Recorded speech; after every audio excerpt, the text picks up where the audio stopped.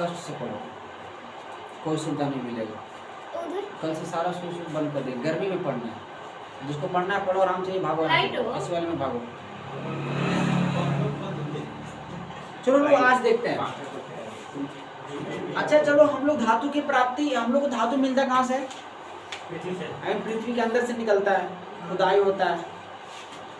तो ये समझ लीजिए, अगर हम लोग धातु की प्राप्ति करते कैसे, मतलब कई तरीका होगा धातु को प्राप्त करने के लिए। जैसे हो सकता है पहला विधि, पानी से साफ करके भी धातु को प्राप्त कर सकते हैं। जैसे अगर हम लोग धरती के नीचे से कुछ निकाल रहे हैं तो प्योर शुद्ध थोड़ी निकलेगा, प्योर साफ थोड़ी निकलेगा। हो सकता है उसमें बहुत सारा मिलावट होगा, बहुत सारा मिट्टी होगा, बहुत सारा बालू होगा। तो उसमें से वो चीज हो सकता है हम लोग पानी से साफ करके भी धातु को प्राप्त कर सकते हैं। मतलब यहाँ पे लिखा हुआ है कि धातु को प्राप्त करने की कौन कौन से तरीके होते हैं। तो पहला, पानी से साफ करके भी हम लोग धातु प्राप्त कर सकते हैं। दूसरा, छानकर भी प्राप्त कर सकते हैं। ये छोटा सा क्वेश्चन है, ऐसे कभी एग्जाम में पूछा हुआ नहीं है, लेकिन जब किताब में है तो उसको समझना पड़ेगा। अगर पूछ देगा तो कि धातुओं की प्राप्ति कैसे किया जाता है, कौन कौन विधि के द्वारा किया जाता है। तीसरा, रसायनों का उपयोग, रसायन का उपयोग करके मतलब पता है मशीन उसीन के द्वारा, रसायन जहां भी नाम आएगा समझना मशीन वगैरह के द्वारा ऐसे बात किया जाता है। चौथा बेस्ट पॉइंट है चुंबक के द्वारा भी। चुंबक से धातु कैसे प्राप्त हो सकता है? दिमाग काम कर रहा है? देखो, चुंबक धातु को अपनी ओर क्या करता है? खींच लेता है। तो जाहिर से बात है, जो धरती के नीचे से निकलेगा जितने भी सारा धातु या खुदाई होगा, अगर हम लोग उसमें मैग्नेट डालते जो धातु होगा अपने आप उसमें चिपक के ऊपर आ जाएगा। जैसे ऐसे समझो कि हम एक कुआं है, कुआं में बहुत सारा धातु है, हम मैग्नेट, धातु भी है, अशुद्धियां भी है, मतलब अधातु भी है, सब कुछ है, मतलब बोलो मिक्स है, और उसमें से धातु निकालना है। तो उसका बेस्ट तरीका क्या है? कुछ नहीं करो, बहुत बड़ा मैग्नेट रस्सी में बांध के डालो, जितना भी धातु होगा चिपक के क्या होगा? ऊपर आ जाएगा, सिंपल। तो हम लोग चुंबक के द्वारा भी धातु को क्या कर सकते हैं? प्राप्त कर सकते हैं। अब यहाँ पे देखो, ये दोनों क्वेश्चन पूछा हुआ एग्जाम में है, भर्जन तथा निस्तापन में अंतर बताएं। सिंगल भी पूछा है कि भर्जन से आप क्या समझते हैं, सिंगल ये भी पूछा है कि निस्तापन से आप क्या समझते हैं। दोनों को जोड़ के भी पूछा है कि भर्जन और निस्तापन में अंतर बताए। देखो, एग्जामिनर के माइंड को हम लोग को यहीं पे रीड करना होगा, वो कैसे पूछ सकता है। यहाँ से इसको सिंगल भी पूछ सकता है, इसको भी सिंगल पूछ सकता है, लेकिन इसको एक ही को में भी पूछ सकता है कि भर्जन निस्तापन में अंतर बताए। तो ध्यान देना, भर्जन कहते हैं किसको है? सल्फाइड। सल्फाइड बनता कैसे, पहले ध्यान दो। यहाँ पे सल्फाइड कैसे बनता है? अगर किसी भी हम लोग धातु में, किसी भी धातु में अगर हम लोग एस लगा देते हैं, अब एस से क्या होता है? सल्फर होता है, सल्फर होता है ना। अगर किसी भी धातु में अगर हम एस लगा देते हैं तो वो क्या बन जाता है? सल्फाइड, यानी कि धातु सल्फाइड बन जाता है। हम बताए थे किसी भी अगर धातु में ऑक्सीजन अगर जुड़ जाएगा तो क्या हो जाएगा? ऑक्साइड, ऑक्साइड होगा ना, धातु ऑक्साइड, धातु ऑक्साइड होगा। सेम वही चीज है कि अगर धातु में अगर एस लगाते तो धातु सल्फाइड हो जाता है, सल्फाइड हो जाता है। तो ध्यान देना, हम लोग भर्जन कहते किसको है? यहाँ पे नजर रखना, एग्जाम्पल को, ये वाला थ्योरी को पढ़ते जाना, एग्जाम्पल पे नजर रखना। बोल रहा है सल्फाइड आयस को, मतलब कोई धातु है उसमें सल्फाइड जुड़ा हुआ है, ये ऑलरेडी जुड़ा हुआ है, जोड़ना नहीं है, जोड़ना तो ऑक्सीजन है, जुड़ तो रहा ऑक्सीजन, ये ऑलरेडी सल्फाइड है। अब किसका सल्फाइड है? कौन बता सकता है? जिंक का सल्फाइड है। जेड से क्या होता है? ये जिंक का सल्फाइड है यहाँ पे। तो जब सल्फाइड अयस्क को वायु की उपस्थिति में, मतलब जब हम लोग सल्फाइड अयस्क को ऑक्सीजन की उपस्थिति में, मतलब सल्फाइड अयस्क को ऑक्सीजन की उपस्थिति में अधिक टेम्परेचर पर, लिखा हुआ अधिक ताप पर, मतलब कि जब धातु सल्फाइड को ऑक्सीजन के साथ में अधिक ताप पर हम लोग अगर इसको अभिक्रिया करते हैं, हमको जिंक ऑक्साइड और CO2 मिलेगा। अब इसी प्रक्रिया को हम लोग क्या कहते हैं? भर्जन कहते हैं, सिंपल। ये एग्जाम, ये वाला थ्योरी तुमको नहीं याद होगा, ये एग्जाम्पलवा से अपने आप परिभाषा बना लेगा। कैसे? ये सब देखना नहीं है, सिर्फ ये देखना है। जिंक सल्फाइड को, अगर कोई भी सल्फाइड को ऑक्सीजन के साथ में अधिक तापमान पर अभिक्रिया करवाते हैं तो जिंक ऑक्साइड और कार्बन डाइऑक्साइड मिलता है। इसी प्रक्रिया को हम लोग क्या कहते हैं? भर्जन कहते हैं। सिंपल। अगर ये वाला चीज याद नहीं होगा तो अगला है निस्तापन। निस्तापन से आप क्या समझते हैं? अब यहां देखो कार्बोनेट की बात कर रहा है, कार्बोनेट। अब किसी भी धातु में कार्बोनेट का मतलब क्या होता है? CO3 होता है ना। तो अगर कोई भी धातु अगर CO3 के साथ में जुड़ा हुआ है उसका मतलब वो धातु कार्बोनेट है। अब जैसे कि यहाँ जिंक कार्बोनेट है ना, Zn का मतलब क्या होता है? जिंक का परमाणु संख्या कितना होता है? 30। भार कितना होता है? भार कितना होता है? 65 होता है। 65 होता है। 65 मतलब कि देखो जिंक Zn, जिंक का जो परमाणु संख्या होता है 30 होता है, परमाणु भार कितना होता है? 65। लेकिन हम लोग को पीरियोडिक टेबल में देखने के लिए क्या मिलता है कि अगर मान लो ये मान लो ऑक्सीजन है, अगर 8 और 16 है, परमाणु संख्या 8 और परमाणु भार 16, तो हम लोग को ऐसा लगता है कि इसका डबल होता है, माइंड में यही जाता है। लेकिन ऐसा सब में नहीं होता है, सब में नहीं होता, कहीं कहीं इसका बहुत ज्यादा। जैसे जिंक को ही देख लो ना यार, 30 होता है, 30 होता है, लेकिन परमाणु भार कितना होता है? उसका डबल है। क्या? डबल से 5 अधिक है, यानी कि जिंक का जो परमाणु भार होता है 65 होता है। तो ये बोल रहा है कि अगर हम लोग किसी भी धातु में अगर CO3 लगाते हैं तो धातु कार्बोनेट बन जाता है। तो वही चीज बोल रहा है कि कार्बोनेट आयस को यहाँ पे तुम आगे एक और चीज लगा सकते हो, पता क्या? दिमाग लगाओ, क्या लगा सकते हो तुम? लगा सकते हो धातु कार्बोनेट। तो कार्बोनेट के साथ में धातु भी जुड़ा हुआ है ना, धातु कौन सा है? जिंक है। लगा सकते हैं ऊपर अधिक हो गया।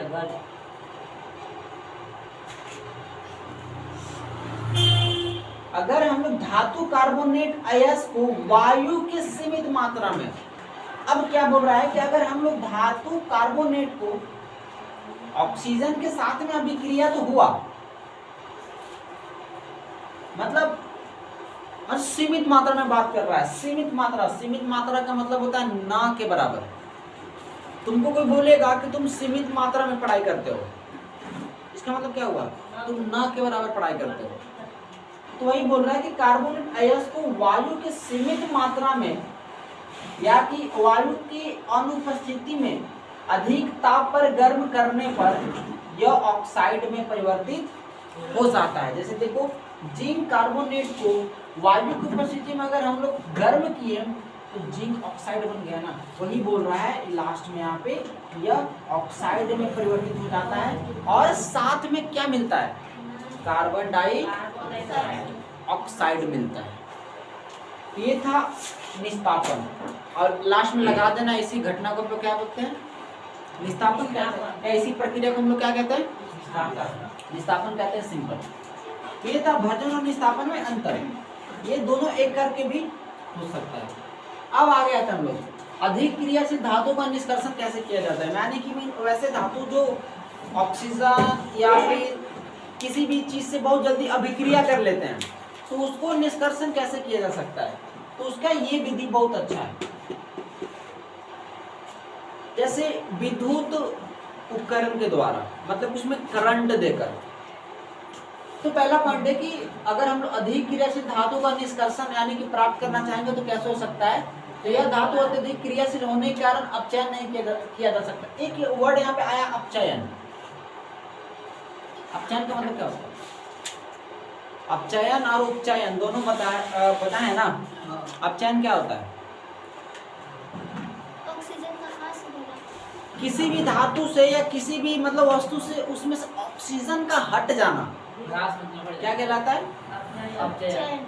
जैसे यहाँ पे समझो, जैसे देखो CO2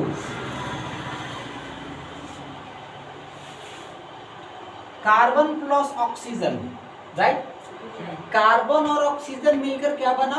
कार्बन डाइऑक्साइड। अब यहाँ पे तुमको बताना है कि यहाँ पे उपचयन, ऑक्सीजन का उपचयन हुआ या फिर अपचयन हुआ? क्या हुआ? अपचयन हुआ ना। अपचयन का मतलब क्या होता है? किसी भी वस्तु से ऑक्सीजन का हट जाना। अरे यार, यहाँ कार्बन था, ऑक्सीजन भी था, लेकिन जैसे अभिक्रिया हुआ, अब देखो कार्बन से ऑक्सीजन क्या हुआ? अलग हो गया, हट गया।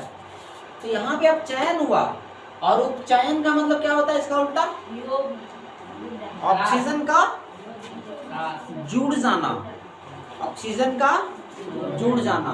अब इसका उल्टा समझो, C और O2 मिलकर क्या बना दिया भैया? CO2 बना दिया। ये हो गया तुम्हारा क्या? उपचयन। लेकिन यहाँ पे क्या हो रहा था? इधर से इधर अपचयन, क्योंकि ऑक्सीजन हट रहा था, इधर से इधर ऑक्सीजन जुड़ रहा है। तो ये बोल रहा है कि अधिक्रिया से जो धातु होता है ना, वो अपचयन नहीं किया जा सकता, मतलब कि उन लोग में से ऑक्सीजन की मात्रा को नहीं हटाया जा सकता। दूसरा, इन धातु को विद्युत अपघटन द्वारा प्राप्त किया जाता है, और सबसे बेस्ट तरीका होता है किसी भी धातु को अगर अलग करना है तो ऐसे समझ में आएगा। ये है NaCl। NaCl का मतलब क्या होता है? कौन बता सकता है? Na का मतलब क्या होता है? सोडियम। परमाणु संख्या, परमाणु भार 23। Cl का मतलब क्या होता है? Cl का मतलब क्या होता है? क्लोरीन। परमाणु संख्या, परमाणु भार 35। तो जब हम लोग को सोडियम क्लोराइड से सोडियम को अलग करना होगा तो क्या करना होगा? मान लो सोडियम क्लोराइड एक दूसरे का घोल है, ठीक है, मिश्रण है मान लो। अब इसमें से हम लोग को सोडियम को क्या करना है? अलग करना है क्लोरीन से। क्या करना पड़ेगा? ऐसे समझो कि ये कार्बन और ऑक्सीजन है ना, हमको कार्बन से ऑक्सीजन को अलग करना है, तो क्या करना पड़ेगा भैया? हो सकता है यहाँ पे कोई ना कोई टेम्परेचर देना होगा, गर्म करना होगा, या कोई भी क्रिया करना होगा, लेकिन करना होगा तभी तो ऑक्सीजन अलग होने की संभावना है। मतलब कि ऐसे समझो, तुमको रिजल्ट लाने का मात्र एक ही तरीका है। अगर तुमको रिजल्ट लाना है तो मात्र एक ही तरीका है, पढ़ाई। पढ़ना ही होगा, बिना पढ़े तो रिजल्ट आएगा नहीं। किसी को लगता है आराम करके आएगा तो शायद नहीं। वही बोल रहे हैं कि अगर ऑक्सीजन में से कार्बन में से ऑक्सीजन को हटाना, कुछ ना कुछ तो करना पड़ेगा, चाहे गर्म करना पड़ेगा, ठंडा करना पड़ेगा, चाहे पीटना पड़ेगा, जो भी। तो जब रिजल्ट लाना है तो तुमको पढ़ना ही पड़ेगा, चाहे हालात जैसा भी हो।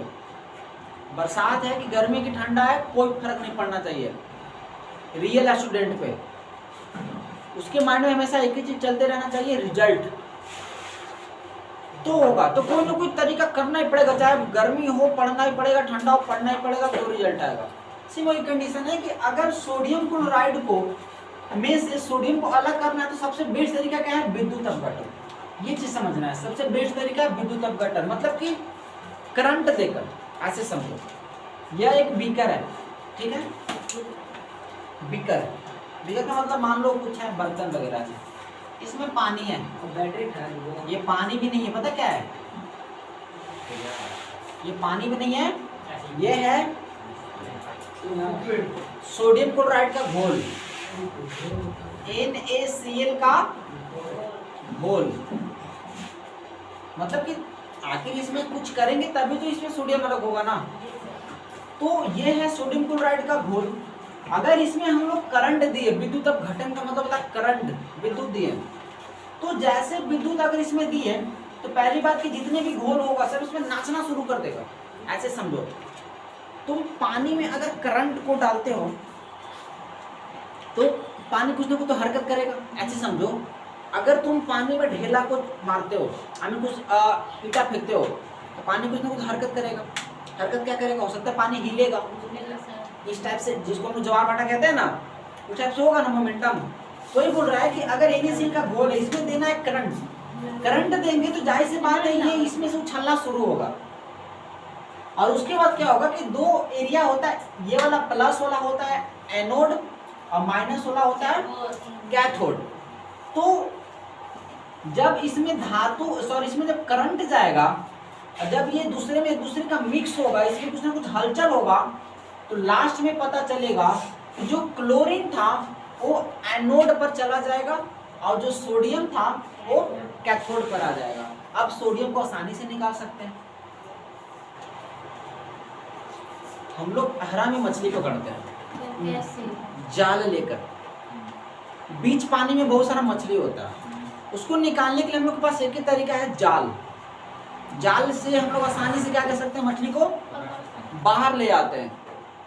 सिर्फ वही कंडीशन तो है यार, अगर सोडियम क्लोराइड को अलग करना है तो विद्युत अपघटन करना पड़ेगा, और जब विद्युत अपघटन करेंगे तो जितने भी सारा क्लोरीन था ना, क्लोरीन वो एनोड पर आ जाएगा, एनोड पे प्लस चार्ज होता है, और जो सोडियम था वो कैथोड पर चला जाता है, सोडियम पे माइनस चार्ज होता है। अब एक चीज बताए थे कि सोडियम क्लोराइड कैसे एक दूसरे से लेन देन करता है, याद आ रहा है ना?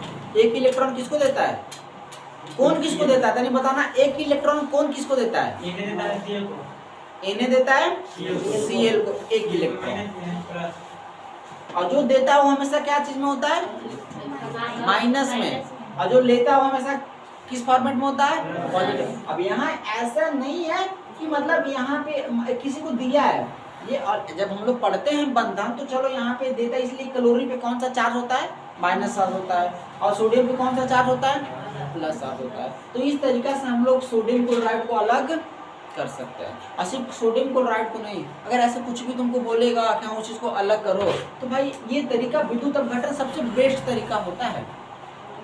जो चीज़ का घोल है उसको पहले घोल ले लो, उसमें करंट डालो, कुछ ना कुछ पानी में हलचल होगा, कुछ देरी बाद ऐसा होगा कि दोनों पार्टिकल क्या होगा, अलग अलग हो जाएगा। देखो एक एक पॉइंट दिया हुआ है कि धातुओं से अपद्रव्य को हटाने के लिए एक चीज और, कि अगर धातु मान लो है धातु, और धातु से अपद्रव्य, अपद्रव्य का मतलब पता क्या होता है, अशुद्ध पदार्थ, मतलब माटी रेत मिट्टी लगल होगा, अगर धातु से अपद्रव्य पदार्थ को हटाना है तुमको, तो सबसे जो बेस्ट तरीका है वो है विद्युत अपघटन ही। कौन सा, विद्युत अपघटन, वही अपघटन। बहुत ही आसानी से क्या होता है, इस तरीका से मतलब धातु अलग हो जाता है, मतलब दोनों धातु अलग अलग हो सकता है। दूसरा कि जब विद्युत धारा प्रवाहित होता है इसमें जब विद्युत धारा प्रवाहित होता है, जब इसमें करंट जाता है, विद्युत धारा प्रवाहित होता है, तो अशुद्ध धातु अपघटन में घुलने लगता है, यानी कि जितने भी इसमें सारा अशुद्ध धातु है सब क्या होगा, घुलने लगेगा, कुछ ना कुछ इसमें हलचल होने लगेगा। पानी में हम लोग दाना डालते हैं मछली को, तो कैसे सब हलचल करने लगता है, वही चीज है। तीसरा पॉइंट बोल रहा है उसी समय अपघटन से शुद्ध धातु कैथोड पर निक्षेपित हो जाता है। जो शुद्ध धातु होता है वो कैथोड पर क्या होता है, चला जाता है, और जो अशुद्ध पदार्थ होता है, अब ये नहीं कि एनोड पर आ जाता है शुद्ध पदार्थ, अशुद्ध पदार्थ जो होता है वो एनोड के तल्ली, एनोड के तल्ली, मतलब कि तल्ली का मतलब क्या, एनोड यहाँ है, एनोड का तल्ली क्या हुआ, यहाँ एनोड के तल्ली पर अशुद्ध पदार्थ क्या होते हैं, बैठ जाते हैं, जिसे हम लोग क्या कहते हैं, एनोड पंख कहते हैं। अब यहाँ से एक और क्वेश्चन बन के आया तुमको कि एनोड पंख से क्या समझते हैं, एनोड पंख क्या है, एनोड पंख क्या है? तो सिंपल है कि जब हम लोग किसी धातु में से अपद्रव्य पदार्थ को जब अलग करना होता है, तो इसका सबसे बेस्ट तरीका क्या होता है, विद्युत अपघटन होता है। जब हम लोग विद्युत देते हैं तो घोल में क्या होता है, कुछ हलचल होना, या मतलब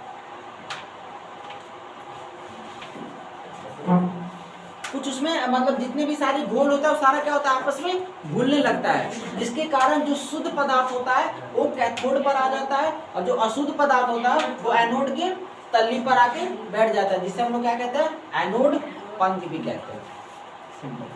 क्वेश्चन नहीं बन रहा है तो क्वेश्चन हम लोग को बनाना होगा, क्वेश्चन पूछ कैसे सकता है, क्वेश्चन यही सब तो निकालता है, हो सकता है पता है ये एनोड पंख से क्या समझते हैं, एनसीईआरटी किताब में क्वेश्चन नहीं मिलेगा तुमको, पता है क्यों नहीं मिलेगा, क्योंकि क्वेश्चन है ही नहीं। अब एग्जाम में पूछ दिया तो यही होता है कि तुम पढ़ाते पढ़ाते क्वेश्चन बनाओ, पूछ कैसे सकता है टीचर, कहाँ से क्वेश्चन बन सकता है? अपने से क्वेश्चन तुमको क्या करना पड़ेगा, निकालना पड़ेगा, अपने से क्वेश्चन निकालना पड़ेगा, किसी भी कीमत। टीचर के माइंड को थोड़ा सा पढ़ना पड़ेगा कैसे वो चीजें कर सकते हैं।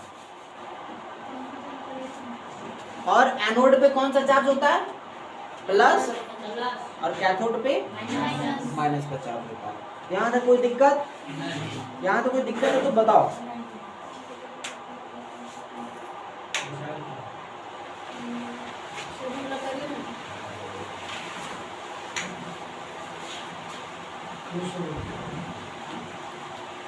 हम लोग का कल ये तीसरा चैप्टर हो जाएगा खत्म, बिल्कुल प्रॉपर तरीका से। कल हम लोग का क्या होगा, तीसरा चैप्टर खत्म हो जाएगा कल।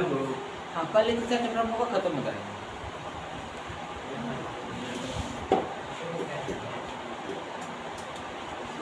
बंद कर दो इसको, बंद कर दो।